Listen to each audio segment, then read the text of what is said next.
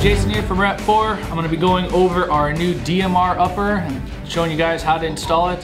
To begin with, let me go over the different components that will be coming with your new upper receiver. You're going to receive the new upper receiver, of course. This is going to have both the standard magwell adapter and the DMAG well adapter, like the one that's installed here. So you'll be able to use it if you have Scarab or standard magazines. You'll be able to use those as well.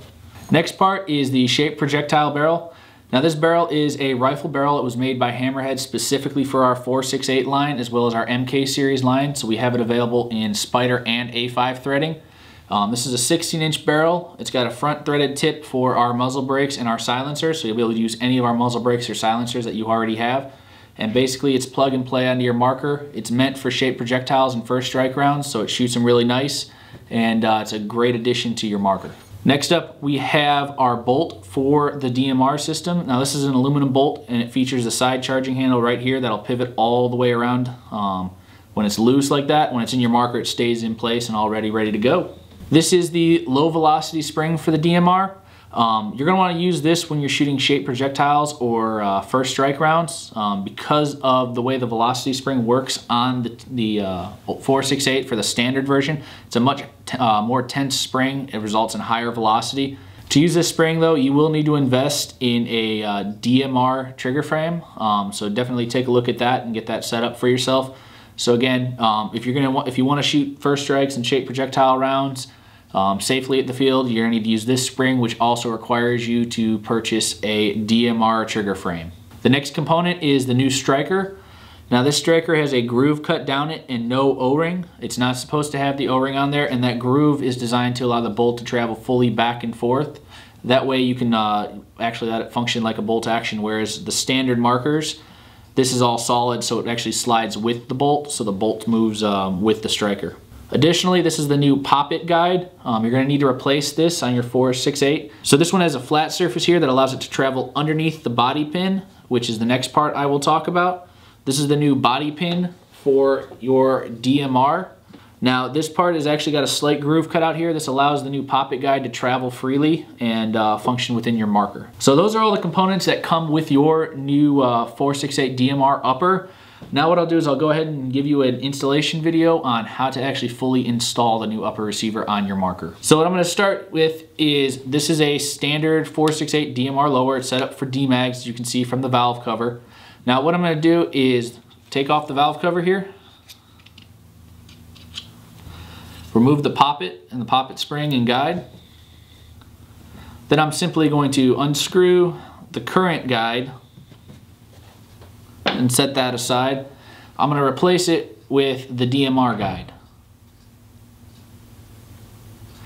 So once that's done, that's all set. Go ahead and set that down there. Next thing you want to do is go ahead and swap out the body pin. Now the body pin is located right back here. It's just behind the grooves where your magwell sits. All you need to do is just tap that out and you'll be able to slide it out of place and put the new one in. For the sake of the video, I already have this done. It takes a little bit of time and a bunch of banging, so I already did it prior to shooting the video. So all I have to do is put back in the poppet now. Put back on the cover. And that takes care of the front of your lower receiver. Now the next step is actually going to be changing out your striker. Again, I've already removed the striker on this one for the original version, so I'm just going to install the new DMR striker. So to do that, you just simply slide it in just like you would your standard setup.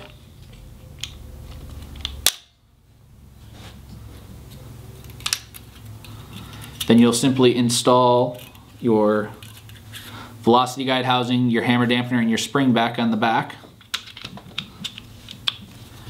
And now your lower receiver is now all set and ready to go for your upper receiver to be installed. All right, this brings us to the upper receiver. Now for those of you that already have the 4.68s with the standard upper receiver of any of the kind, you already know how your handguard works. So basically what we're going to do is we're giving you the upper receiver system right here, and there's no delta ring or Riz adapter attached to this. So what you'll do is you'll uninstall the one on your current version and install it right onto this new version here. So basically I'm just going to install the barrel for you for a demonstration. So now the barrel is on. To install the bolt, you just simply need to make sure that the pin right here is facing downward when you slide it in, and then you just have to Gently slide it right on in past the edge there, and you'll hit the lock bolt.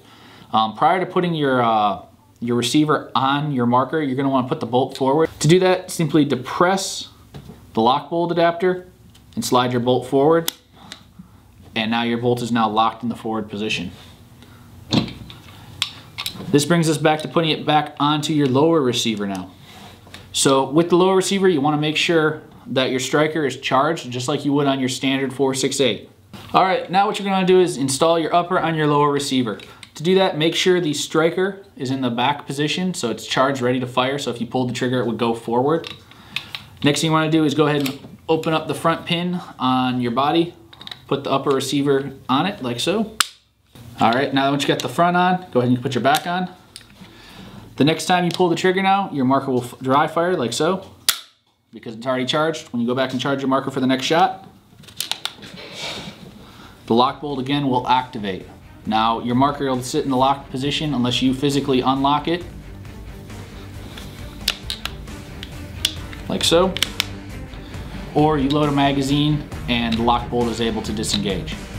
So hopefully this helps you guys get everything installed. If you have any questions, please shoot our tech department a call and they'll get you taken care of. Until then, we'll see you out there.